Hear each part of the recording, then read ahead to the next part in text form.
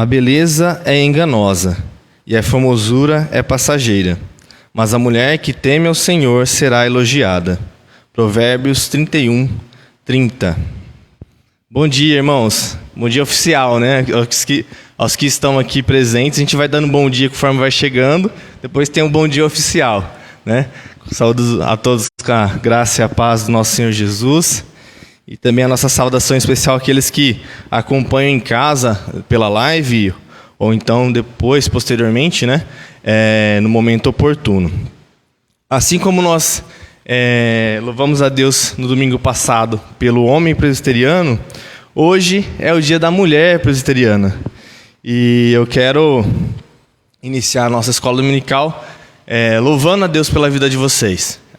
Nós que estamos na liderança, temos muito a louvar e agradecer a Deus pela vida de vocês, pela caminhada que vocês traçam conosco, nos ajudando, né, as nossas auxiliadoras, nossas esposas, e também aquelas irmãs que estão presentes na nossa comunidade, trabalhando e regaçando as mangas para a obra do Senhor. Então, eu quero convidar o nosso presbítero Jonas, que pegue o microfone, faça uma oração de louvor e gratidão a Deus por mais uma manhã, mais uma escola dominical que se inicia, né? E também pelas vidas das nossas amadas irmãs, mulheres presbiterianas.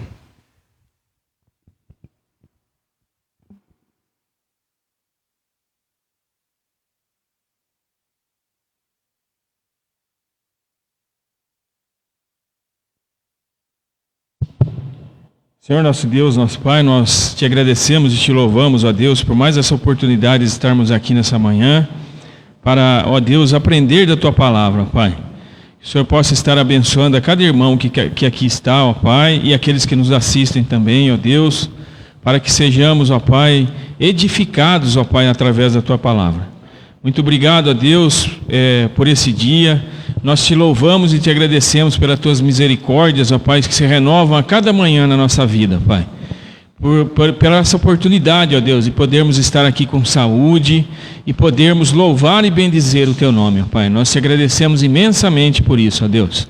Te agradecemos também pelas vidas das mulheres presbiterianas, ó Pai, que têm, ó Senhor Jesus, nos agraciado, ó Pai, dentro da nossa igreja, ó Pai, com trabalho, ó Deus, edificando também o nosso lar, ó Deus, trabalhando, ó Senhor Jesus, e levando, ó Pai, a nós, ó Senhor Jesus, que somos esposos dessas grandes mulheres, ó Pai, a bênção, ó Senhor Jesus, a extensão da bênção do Senhor para nossas casas, ó Pai.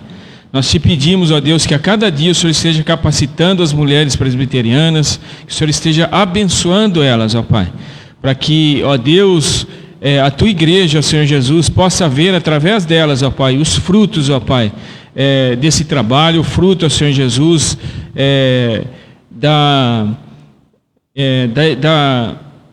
do trabalho delas, ó Pai, e, ó Deus, revertido, ó Senhor Jesus, em frutos para a tua igreja, ó Pai. Muito obrigado, ó Senhor Jesus, pela vida de cada uma, que o Senhor esteja, ó Deus, à frente de cada mulher presbiteriana, ó Pai. Fica, ó Deus, conosco nessa manhã, nos abençoa, e é em nome do teu Filho amado Jesus Cristo que nós oramos e agradecemos, ó Pai. Amém.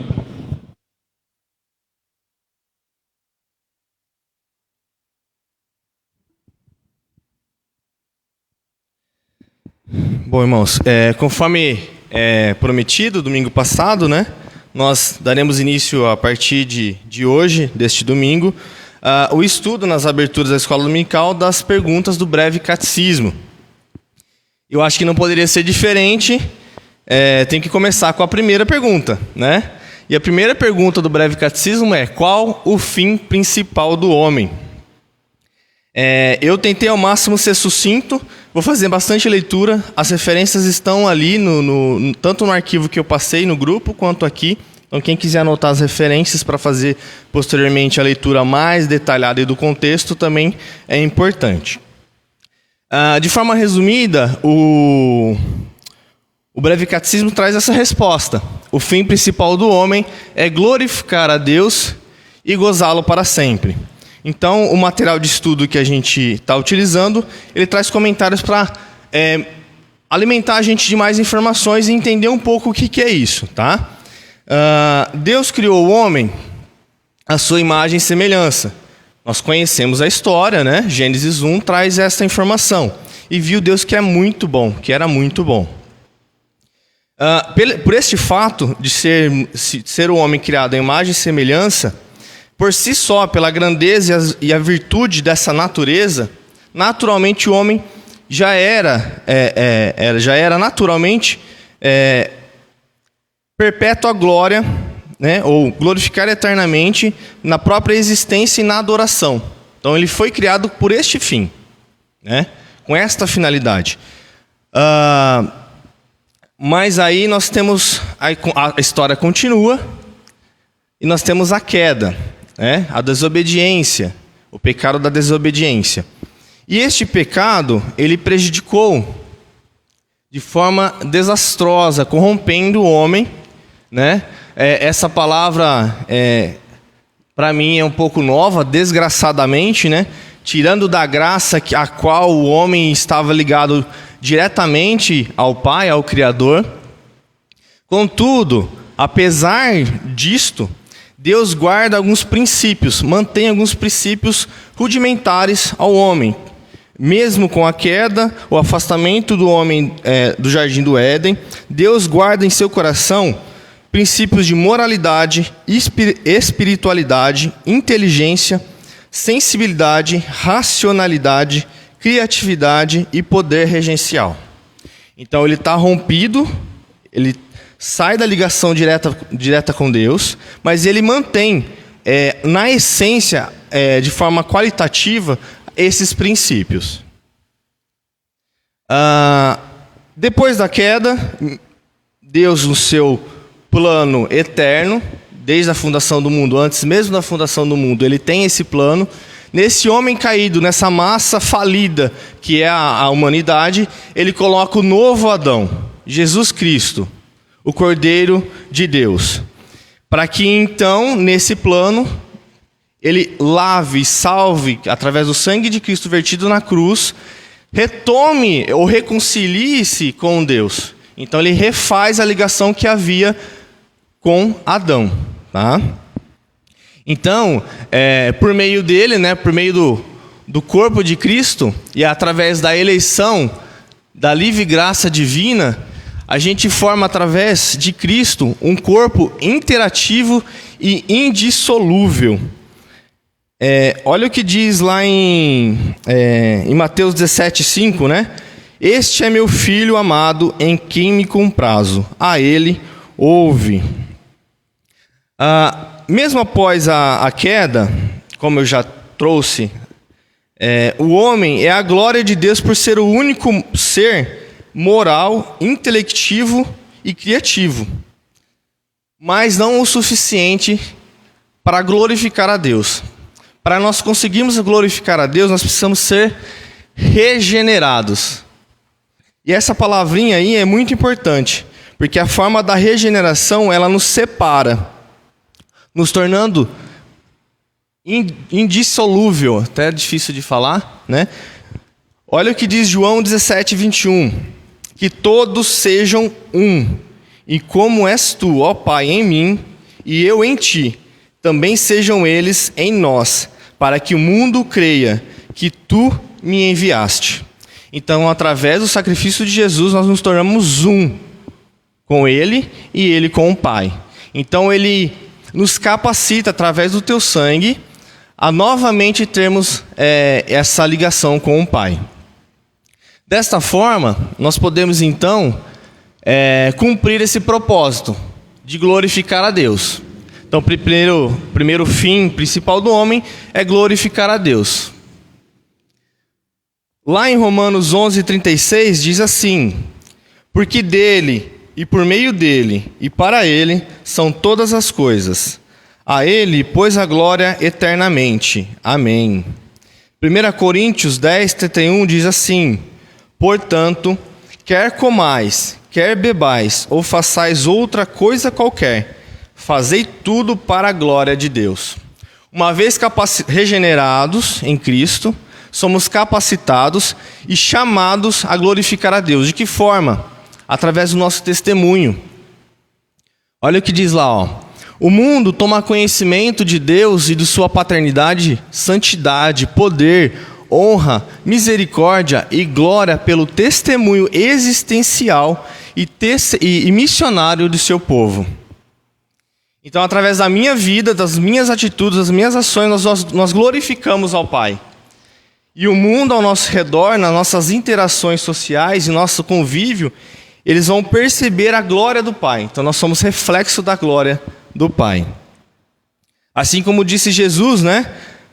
Você é o sal, nós somos sal, fermento e luz. Diz lá em Mateus 5, vós sois o sal da terra, vós sois a luz do mundo. E Jesus acrescenta, assim brilhe também a vossa luz diante dos homens, para que vejam as vossas boas obras e glorifiquem a vosso Pai que está nos céus. O crente, ele modifica o ambiente que vive ética, moral, social e espiritualmente. As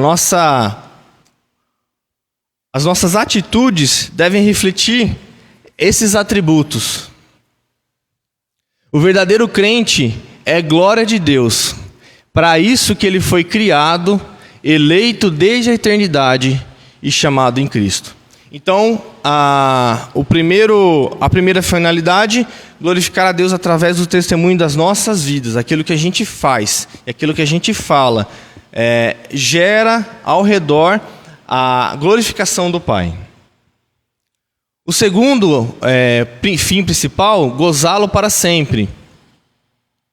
Olha o que diz lá em Salmo 73, 24 a 26. Tu me guias com o teu conselho e depois me recebes na glória. Quem mais tenho eu no céu?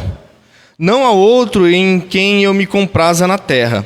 Ainda que a minha carne e o meu coração desfaleçam, Deus é a fortaleza do meu coração e a minha herança para sempre. João 17, 22 e 24 diz assim: Eu lhes tenho transmitido a glória que me tens dado, para que sejam um, como nós o somos, eu neles e tu em mim, a fim de que sejam aperfeiçoados na unidade, para que o mundo conheça que tu me enviaste e os amaste, como também amaste a mim. Pai, a minha vontade é que onde eu estou, estejam também comigo os que me deste, para que vejam a minha glória que me conferiste, porque me amaste antes da fundação do mundo. O autor do comentário que eu estou utilizando de base, ele traz uma breve analogia, né? Imagine se você pudesse ter a sua mãe para sempre. Vamos entrar no mundo da imaginação. Então imagine que a gente seria possível ter a nossa mãe lá com seus 30, 35 anos, que é na nossa vida é o pico de maturidade e também do nosso físico, mental e hormonal, 35, 30 e poucos anos, para sempre. Não envelhece, não fica doente, não perde vitalidade, ela estaria para sempre ao nosso lado. Seria um gozo eterno, né? Mãe, estou com vontade de comer um bolinho de chuva.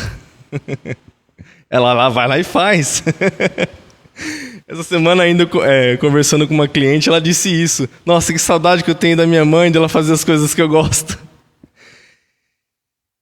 Isso, a paternidade divina é incomensuravelmente mais profunda.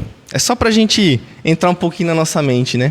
A paternidade divina, ela não tem nem como, assim, não tem nada que a gente possa pensar, imaginar, ou palavras que eu possa dizer para que a gente consiga entender a proteção e o cuidado do Pai conosco.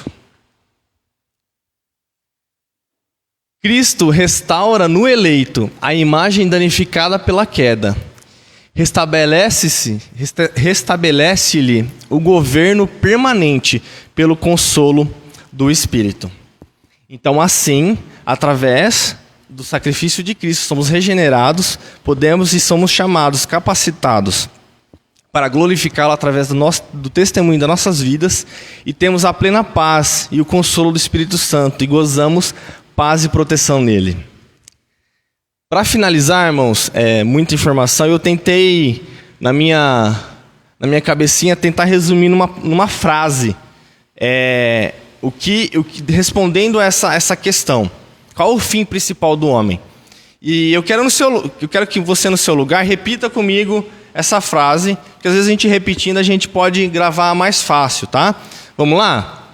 Na obra salvífica e regeneradora do sangue de Cristo Jesus, somos capacitados e chamados a glorificar a Deus com nossas vidas, testemunhando a glória de Deus em cada relacionamento e interação social, modificando o ambiente em que vive, ética, moral, social e espiritualmente, com plena segurança da paternidade e proteção do nosso Deus.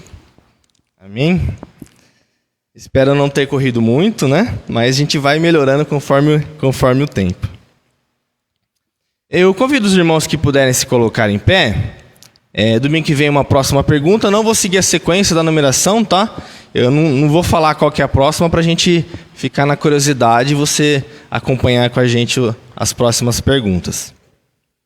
Aqueles que puderem colocar em pé, irmãos, nós vamos louvar a Deus com o hino 129.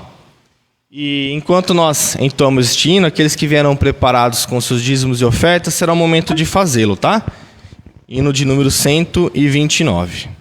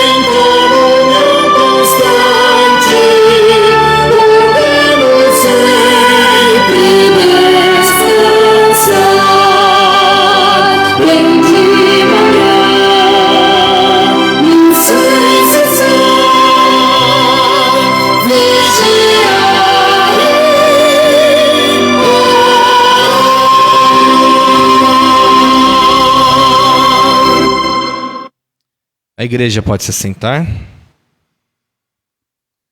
Convido nosso irmão Nilson, o diácono Nilson, que faça uma oração de louvor e gratidão a Deus pelos dízimos e ofertas aqui vertidos e também pela aula que nós teremos logo em seguida.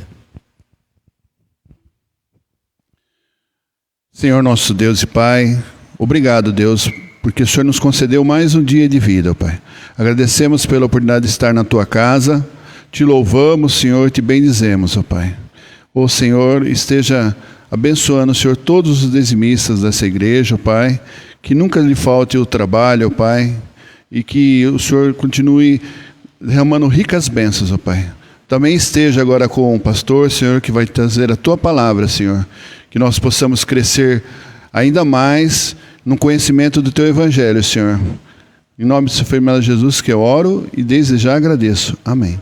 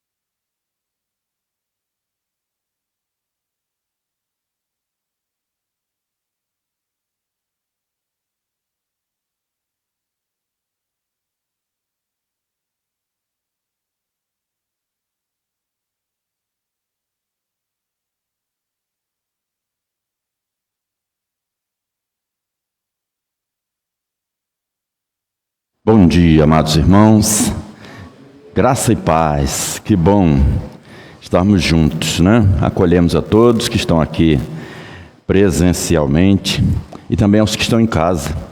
Nossa alegria em ter você conosco, nossa oração ao Senhor para que abençoe sua vida e sua casa também e que o ensino da palavra de Deus nesta manhã enriqueça os nossos corações.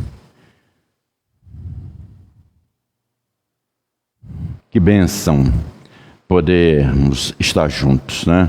Eu estava agora de manhã se arrumando e fazendo alguma coisa, eu e a Cida, e eu lembrando disso, né? Como é bom poder vir e nos encontrarmos, né? Eu lembrei dos 210 dias que ficamos sem poder nos reunir, né? E no final eu já estava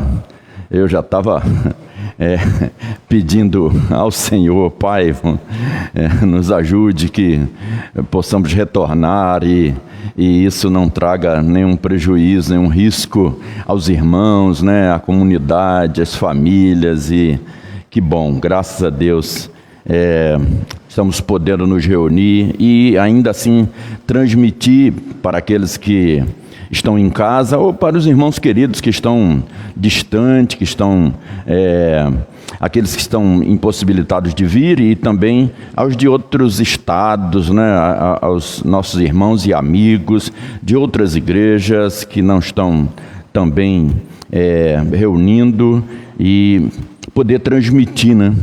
Minha mãe perguntou ontem: meu filho, vai ter culto na igreja amanhã? Vai ter, mãe, de manhã e de noite, né? Ela acompanha com uma das minhas irmãs ou meus irmãos que ela não tem habilidade no celular, mas ela acompanha com alegria. Beijo, mãe, sua bênção, viu? Deus nos abençoe. Hoje nós vamos seguindo a nossa sequência, né? Gente que Deus usa. Nós vamos hoje estudar sobre a vida de um rei. E na vida desse rei nós vamos ver o segredo e o perigo do sucesso. É o rei Uzias. Então eu peço que você abra, se ainda não abriu sua Bíblia, em 2 Crônicas, segundo livro das crônicas dos reis de Israel. e no capítulo 26 de 2 Crônicas, nós encontramos a história de Uzias. Eu não vou ler, lógico, o capítulo todo, 23 versículos, mas eu peço que você fique com sua Bíblia aberta ou ligada, aqueles que usam a versão eletrônica, no smartphone ou no computador, os que estão em casa, para que a gente olhe alguns versos do texto, que a história é conhecida, o relato e a história do rei Uzias, para que a gente dê sequência aí no nosso roteiro e então aprendamos do Senhor a enfrentar esses perigos, né? O orgulho é o pior defeito do homem, né? Homem, ser humano, homem e mulher. Aliás, saudar as irmãs pelo Dia da Mulher Presbiteriana, não só as que estão aqui, mas também as que estão em casa, como disse o nosso presbítero Wellington. Somos gratos a Deus pela existência e vida de vocês. O orgulho é o maior inimigo, principalmente de um líder, e ele se apresenta disfarçado, né? Ele se apresenta com diversas máscaras. O orgulho leva a pessoa a roubar o crédito por aquilo que outra pessoa realizou, que outra pessoa fez. Leva o líder principalmente a achar que ninguém pode lhe ensinar nada, né? Eu quero assumir aqui isso, né? E pedir a devida vênia aos meus queridos colegas pastores, né? Nós pastores, então, temos esse problema, né? A oração que eu faço a Deus, né? A gente às vezes se comporta como se ninguém tivesse nada para ensinar a gente, que a gente sabe tudo, principalmente de Bíblia e de teologia, né? Precisamos ter humildade de aprender sim, e como eu tenho aprendido com meus queridos irmãos, né? Essa abertura da escola dominical, o presbítero Wellington Silva, os irmãos, a Kézia aqui, como a gente aprende, né? Com esses irmãos, e temos que buscar em oração isso do Senhor. A gente sempre aprende e as pessoas sempre, principalmente quando usam a Escritura, sempre são instrumentos de Deus para nos ensinar. O orgulho leva o líder muitas vezes a achar que ele é autossuficiente, né? Ele pode tudo, que ele é insubstituível, que ele é invulnerável. Hoje eu já consigo sair de férias, o meu coração mais tranquilo, mais leve, né? Não por não ter mais responsabilidade, mas por aquele sentimento bom, né? No início do meu ministério, eu ficava muito preocupado quando ia sair de férias ou quando tinha algum compromisso e precisava deixar o púlpito ou a escola dominical sob a responsabilidade de outro, né? E como foi bom estar descansando, estar com a família e os irmãos aqui à frente do povo e dirigindo e transmitindo conteúdo que eu também acompanhei, tanto aos domingos como às quartas-feiras, sempre que possível, ou depois dava uma visitada lá na página da igreja, que aliás eu quero pedir não só aos irmãos que estão aqui, mas aos que estão em casa, que compartilhem as mensagens, e os estudos estão sendo também colocados no Facebook, no YouTube, né? E nós não podemos transmitir ao vivo pelo YouTube por falta de assinaturas. Então inscreva-se, é gratuito, é 0800, né? Então só um clique lá no inscreva-se. Quando você acessar lá no YouTube os conteúdos da igreja, vai aparecer lá em vermelhinho, inscreva-se, você só dá um clique lá e pronto, ativa lá o sininho para você tanto receber um novo conteúdo, como aumentar as inscrições e a gente poder fazer a transmissão ao vivo. O orgulho tem levado muitos homens de sucesso ao fracasso, da riqueza à pobreza e da honra à desonra. Muitos, e a gente tem visto aí na história recente da nossa nação, da nossa política, dos nossos governantes, né? A gente tem visto isso. Semana eu estava estudando o Provérbio, que aliás as leituras da semana nos levou a Provérbios, principalmente o capítulo 16, e a gente vê o quanto que a Bíblia ela se preocupa, né? Ela nos instrui quanto a isso.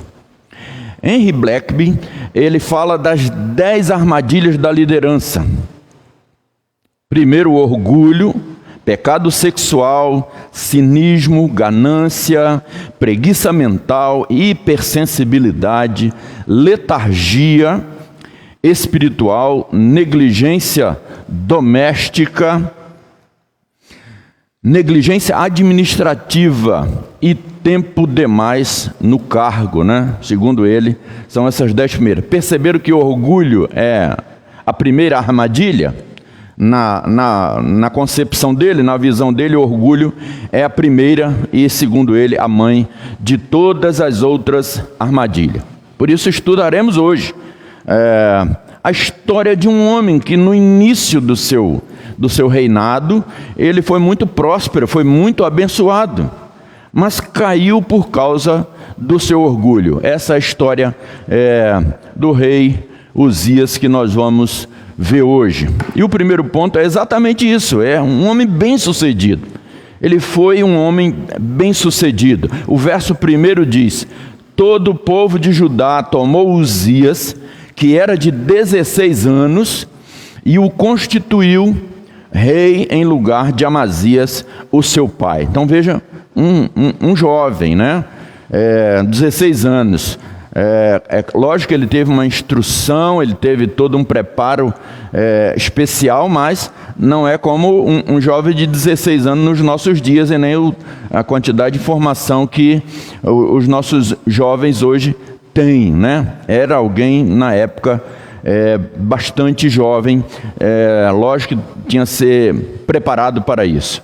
É interessante o significado do seu nome, embora os nomes teologicamente, os nomes na Bíblia, né, eles não têm necessariamente essa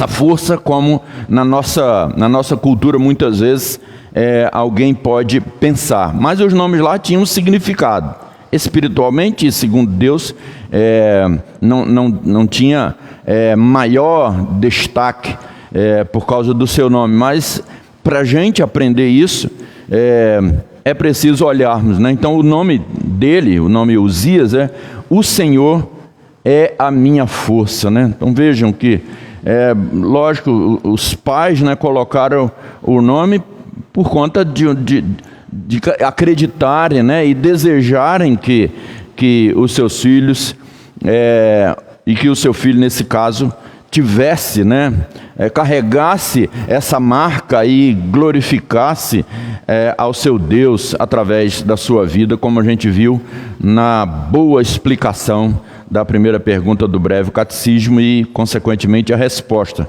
O verso 1 já nos informou a sua filiação, né, filho de Amazias, e ele tinha 16 anos quando começou a reinar.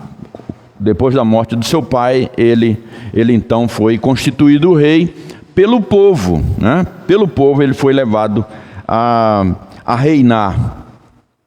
Ele foi constituído rei pelo povo e reinou por 52 anos. Então vejam, foi um reinado longo, um dos mais longos, né? 52 anos reinando em Judá, de 790 a 739 antes de Cristo, já que a contagem se dá, né, do maior para o menor, até Cristo, né? E o reinado de Uzias, né, foi marcado, o início do reinado foi marcado por sucesso, né? Ele venceu batalhas importantes contra os principais povos inimigos do povo de Israel, os filisteus, os árabes, os amonitas, e no capítulo 26 encontramos outros povos que a gente eventualmente vai ver mais à frente, né? Os versos 6 e 8 informam esses povos. Os filisteus estão sempre aparecendo na história do povo de Israel como inimigo, né? Ele retomou, o texto nos informa, um relato sagrado, a cidade de Elate, e isso permitiu que Judá tivesse acesso ao Mar Vermelho, né? Que intensificasse o seu comércio externo e tivesse relações com outras nações, né? Isso permitiu, então veja, um avanço e uma visão desse monarca. O texto informa também, verso 9, que ele construiu torres em Jerusalém. Ele se preocupou com a segurança, ele se preocupou com a proteção da cidade, com a proteção do seu povo. Ele também prosperou na área da pecuária com um grande rebanho de gado. Ele desenvolveu a agricultura. Então, veja quantas realizações importantes para o seu povo. Ele investiu tanto e foi tão abençoado com as lavouras que ele foi chamado, denominado amigo da agricultura, tanto que prosperou no seu reinado essa parte importante da economia e da sobrevivência do povo. Uzias também montou um exército poderoso, com mais de 300 mil homens. Ele montou uma poderosa indústria bélica e fabricava as próprias armas para o seu exército. Ele também incentivou a produção industrial de Judá. Então vejam a visão desse homem, segundo a orientação de Deus, o quanto ele avançou e a nação prosperou. Ele foi de fato um monarca, um rei bem-sucedido, e desenvolveu e expandiu todas as áreas da economia de Israel, com destaque para a construção, pecuária, agricultura e indústria no seu tempo. Então veja que reinado, importante e próspero. A sua fama e o seu sucesso correu o mundo da época.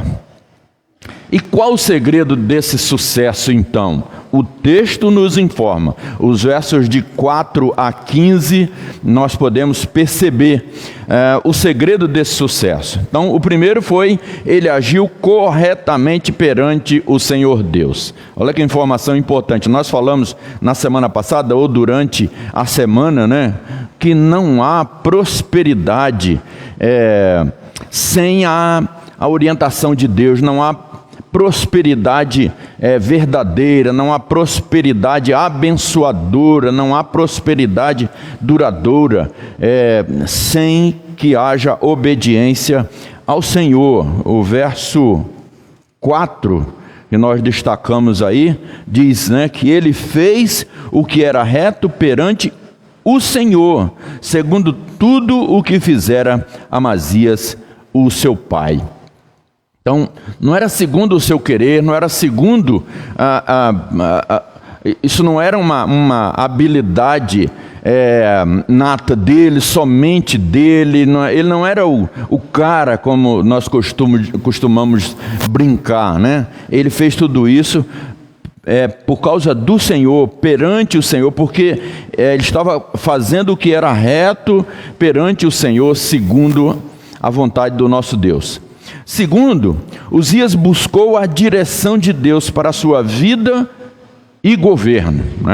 Então, vejam que ele seguiu o exemplo do seu pai, ele aprendeu com seu pai, seguiu os exemplos do seu pai e aplicou isso na boa explicação do presbítero Wellington hoje, da resposta. A gente viu isso, que nós glorificamos a Deus através da vontade do Senhor ser aplicada à nossa vida, aplicarmos, e isso é algo deliberado, isso é algo que nós precisamos nos esforçar para isso, né? Hoje é muito comum as pessoas dizerem que eu creio em Deus, eu acredito em Deus, eu amo a Deus, enfim, mas aquilo fica somente na verbalização, né? Fica somente na confissão disso e não nos atos, né? E aquilo não faz reconhecer Deus. É fazer a sua vontade, é dobrar-se diante dele e buscar viver segundo o seu querer. Todo aquele que busca, Jesus disse isso em Mateus, né? Acha. Devemos buscar a Deus em todas as fases de nossa vida. E Jeremias vai dizer que é buscar de todo o coração, né?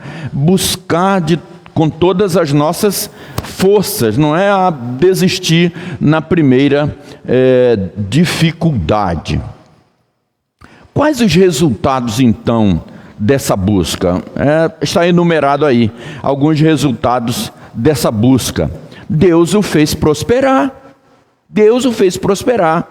O verso 5 diz: nos dias em que buscou ao Senhor, Deus o fez prosperar. Deus o fez prosperar. Segundo, Deus o ajudou a vencer os seus inimigos. Deus o ajudou contra os filisteus e contra os arábios que habitavam em Gur-Baal e contra os meunitas, né? Outro povo que aparece aí no verso de número 7. Terceiro, Deus o fez extremamente forte, porque se tinha tornado em extremo forte. Verso 8.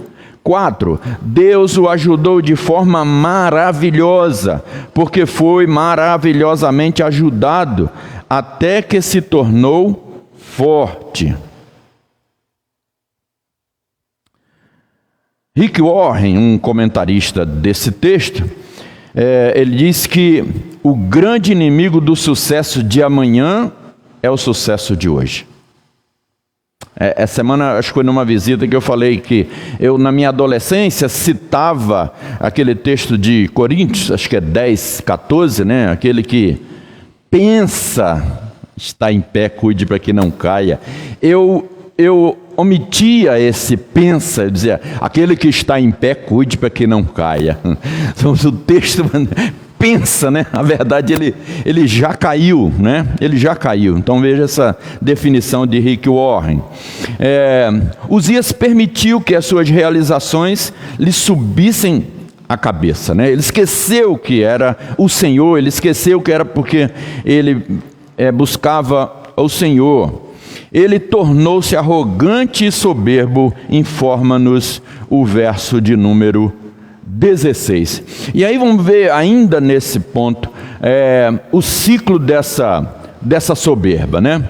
Primeiro ele foi abençoado, mas havendo-se já fortificado, Uzias estava no auge do sucesso e muito abençoado por Deus. Quer pegar o coisa? Não. A questão é que vai compartilhar, né? Teria que o diácono dar uma esterilizada nele se for passar para outra mão. Só queria... Contribuição do presbítero Hélio, você que não está vendo. Só comentar sobre que do 1º ao 15º versículo mostra a ascensão dele, né? Uhum. Ele vai se preparando, crescendo. E é interessante que no final, quem escreveu o livro coloca, até que se tornou forte. Então parece que assim, até aqui, né, até esse momento, ele estava se sentindo fraco. Ele se sentia na dependência de Deus. Eu não me lembro qual foi o pastor que ouvi essa frase, mas ele diz assim, a oração é para os fracos, e é por isso que eu oro. E é rotineiro isso na nossa vida. E a gente, às vezes, a gente escuta até de meios ditos evangélicos essa palavra, né? E aqui a gente abre um parênteses só para comentar, né, essa questão. Deus tem um propósito alto na sua vida, você, né, começa a te exaltar. Então a gente percebe que, pelo contexto, dá para entender que até esse momento ele se sentia fraco. Enquanto precisava, Então ele Deus foi abençoando e ele foi, né, crescendo quanto rei, quanto reinado. Provavelmente aqueles que estavam ao seu lado começaram, né? Até que fala que até longe chegou a sua fama. Então a fama, quem que anuncia? As pessoas que estão ao redor. Então ele começou a se inchar até que se tornou forte. E aí acabou a dependência e a visão que ele tinha, que Deus que estava no controle, né? Perfeito. Muito bom. Se quiser acrescentar também, levanta um dos braços, viu? É isso, muito boa a colaboração do presbítero Wellington. E a abundância de bênçãos o levou a se esquecer de Deus. Quem tinha concedido, né? Para que era tudo aquilo, né? Para que beneficiasse sua nação, o outro, e principalmente que o nome do Senhor fosse engrandecido. Ele foi tomado pela soberba.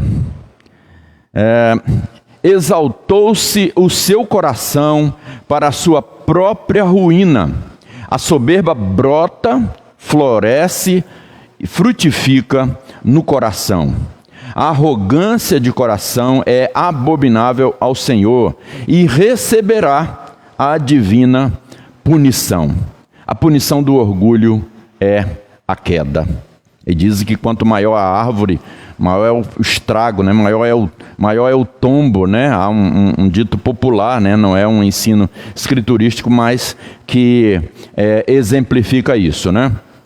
Olha o verso 16 de Provérbios 16. Eu usei o Provérbio 16 em algumas visitas aos lares essa semana.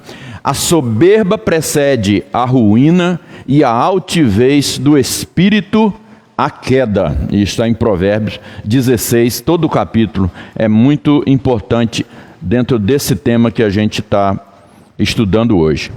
Agostinho, né, o bispo de Hipona, africano, o orgulho transformou anjos em demônios, diz Agostinho, né? E a gente sabe o que levou Satanás e seus anjos a rebelar-se contra Deus. Ele pecou contra o Senhor, ainda dentro desse ciclo da soberba. Ele cometeu transgressões contra o Senhor, seu Deus, que havia lhe abençoado, que havia lhe levado até ali, né? Porque entrou no templo do Senhor para queimar incenso no altar do incenso. E alguém pode pensar, né, mas puxa, não é, né? Entrou para adorar, entrou para queimar incenso ao Senhor, entrou para... E veja como esse ensino é importante e, nas devidas proporções, pensarmos nisso hoje, né? No Antigo Testamento, o Senhor estabeleceu separação entre as funções de rei, sacerdote e profeta, né? Um sacerdote poderia até vir a ser um profeta, mas um rei jamais poderia assumir a função de profeta.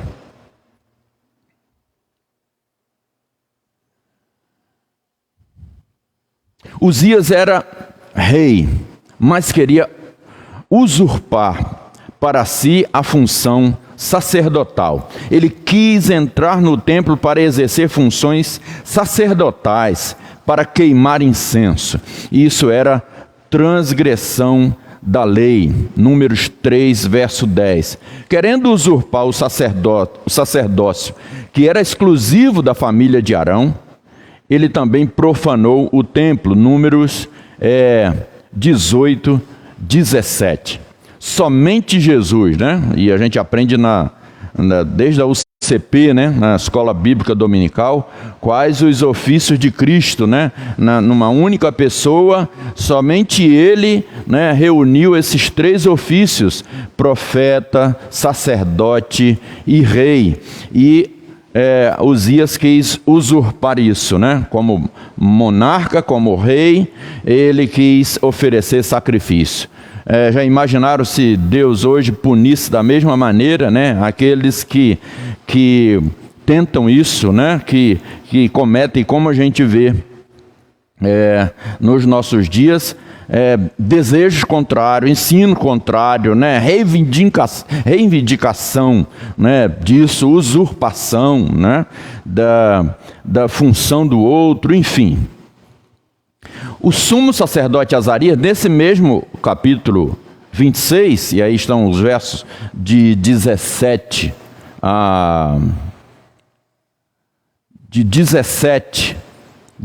e 18, né? A expressão "a ti não compete".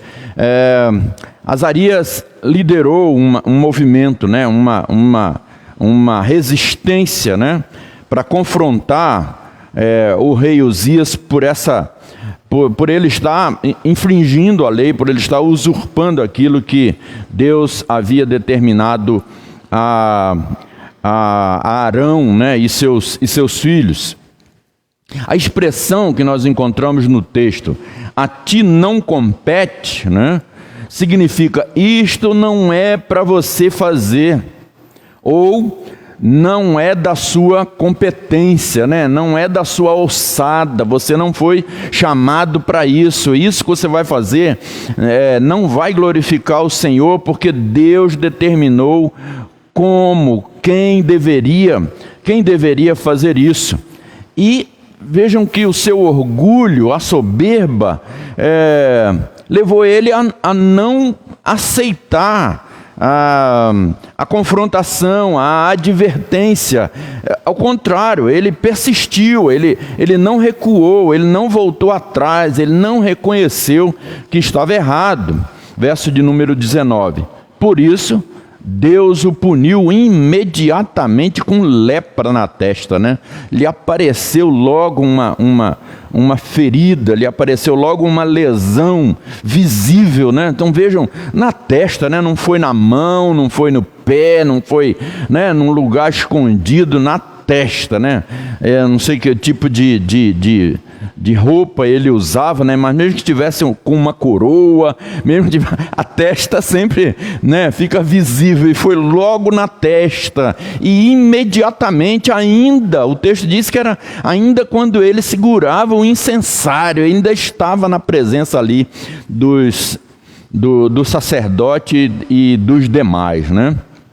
Ele não reconheceu isso e Deus o puniu.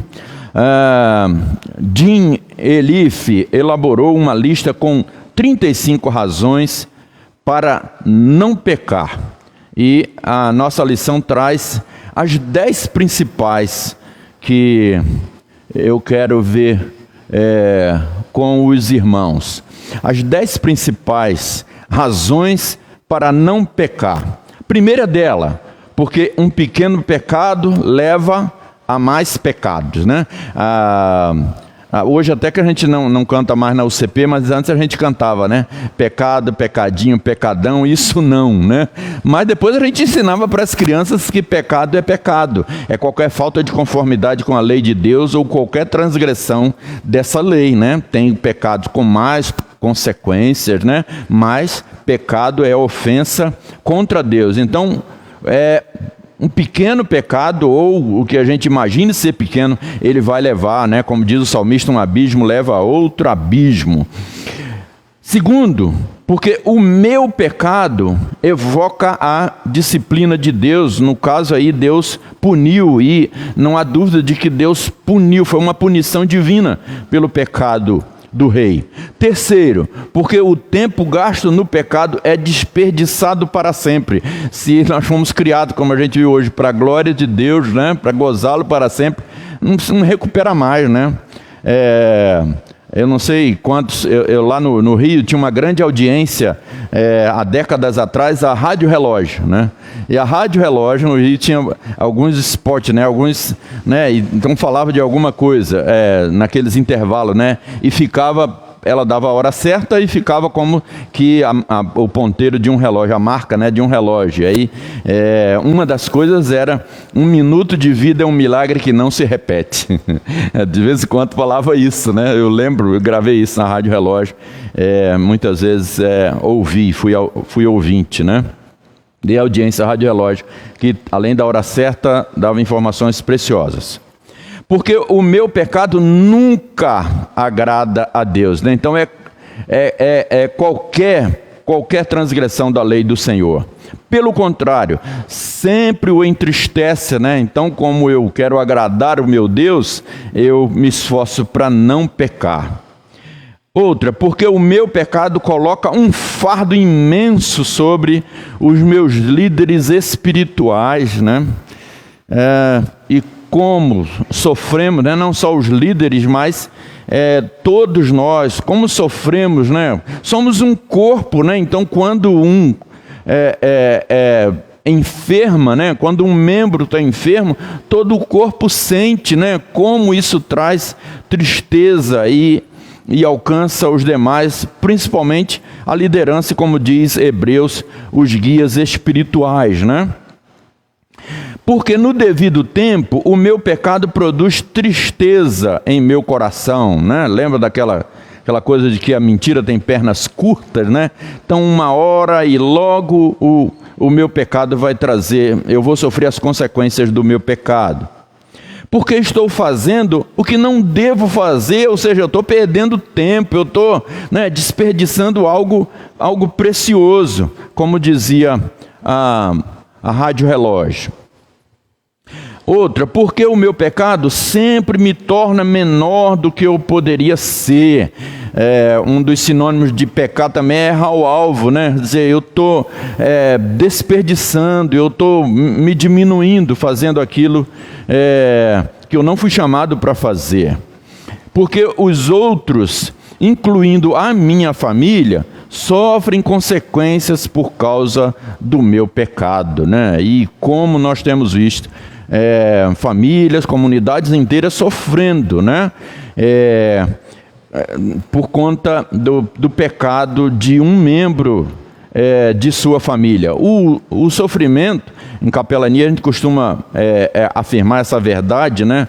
O sofrimento, ele é sistêmico, ninguém sofre sozinho, né? Então, o pecado traz muito sofrimento para o indivíduo, mas também para a coletividade, para a família, para a igreja, para a comunidade, para a sociedade de um modo geral.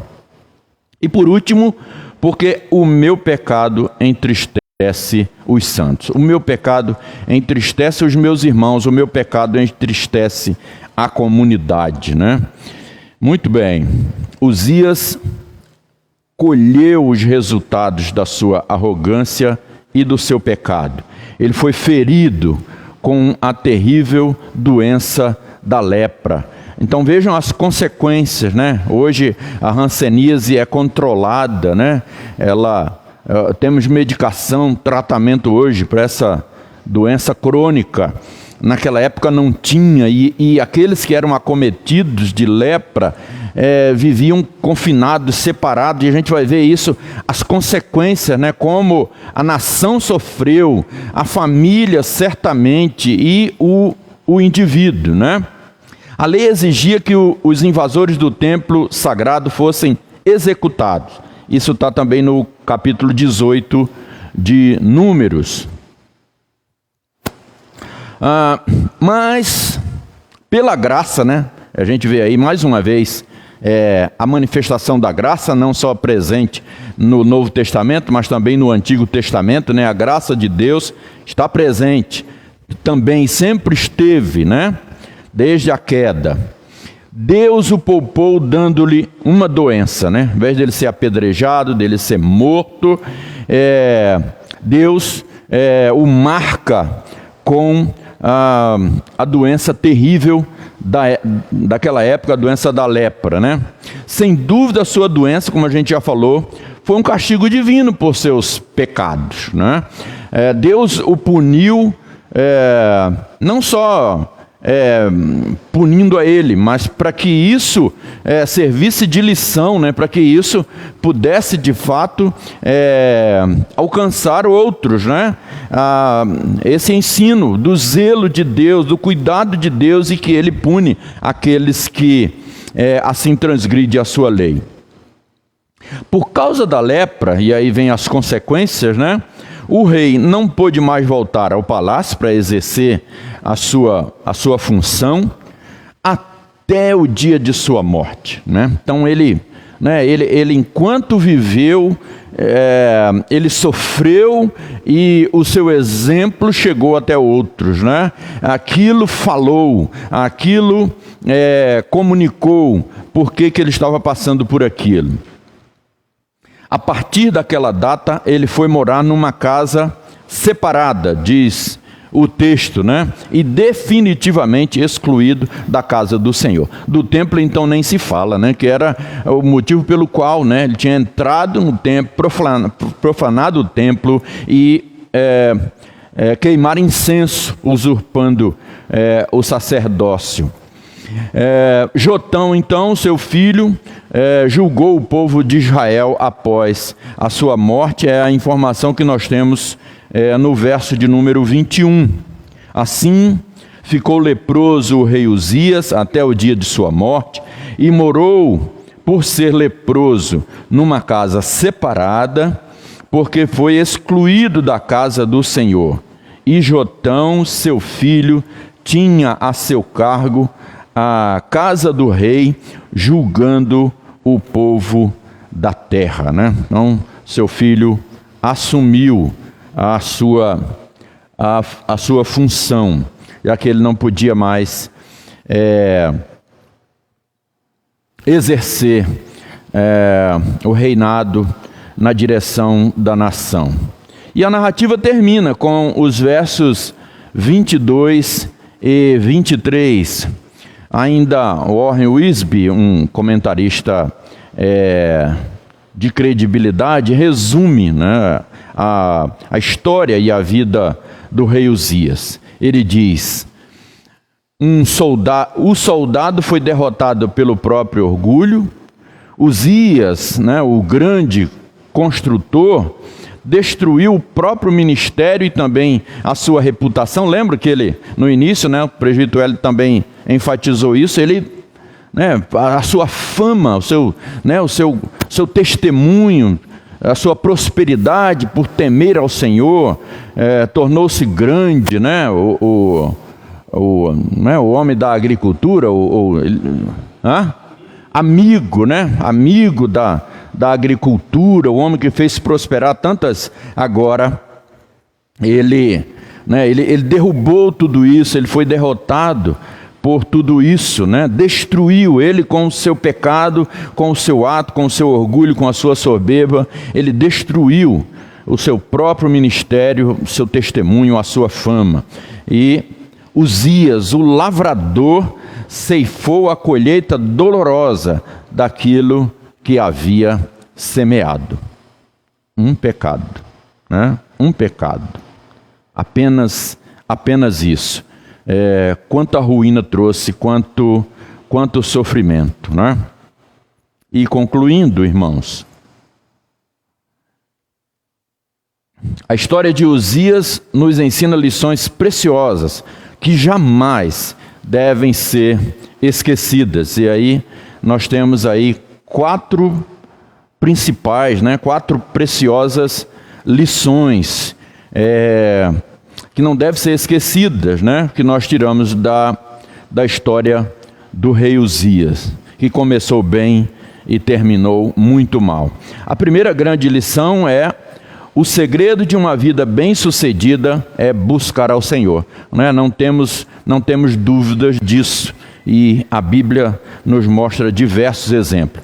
O sucesso é andar com Deus em obediência e submissão à sua vontade.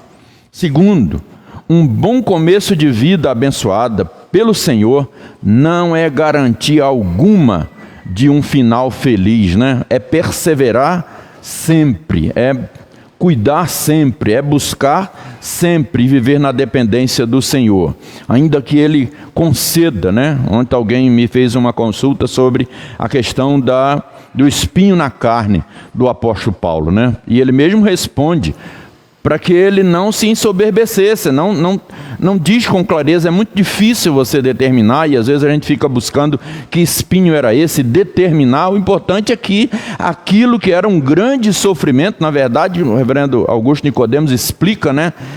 A palavra no grego é como se fosse uma estaca, né? Não é um espinho, uma ferpa, né? Que ninguém ora 3 vezes pedindo para você vai e tira e pronto, né? Então, para que ele não se ensoberbecesse. Muitos servos de Deus que começaram bem, terminaram mal, né? Então, tão importante como começar bem é terminar bem, pois não vivemos para nós mesmos.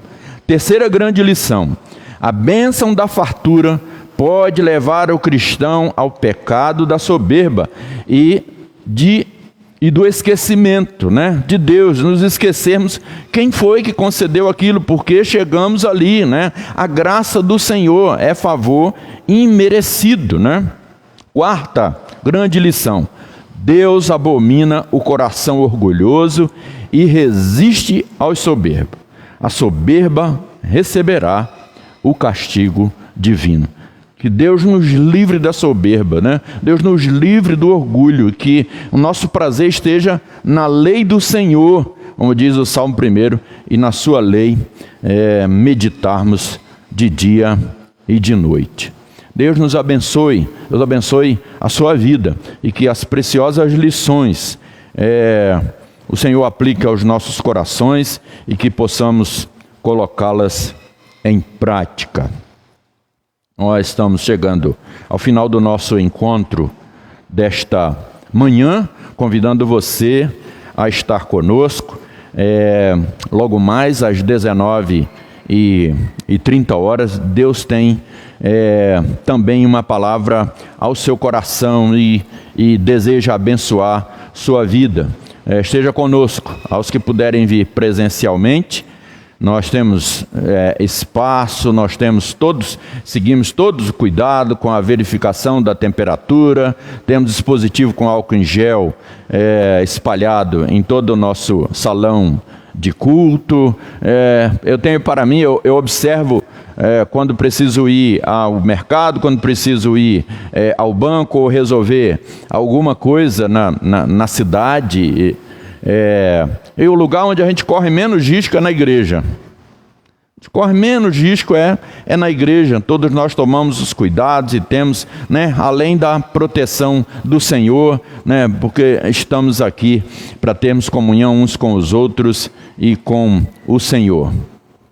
Obrigado por sua presença e por sua audiência. Nós tivemos aniversariando essa semana a Dani, né? Aniele Paiva, acho que só foi ela, né? A Gabizinha da Mirella fez um mêsversário, né? Primeiro mês, foi na segunda-feira. A Gabi, vi a foto pelo Facebook, tá linda, né? A pequena Gabi.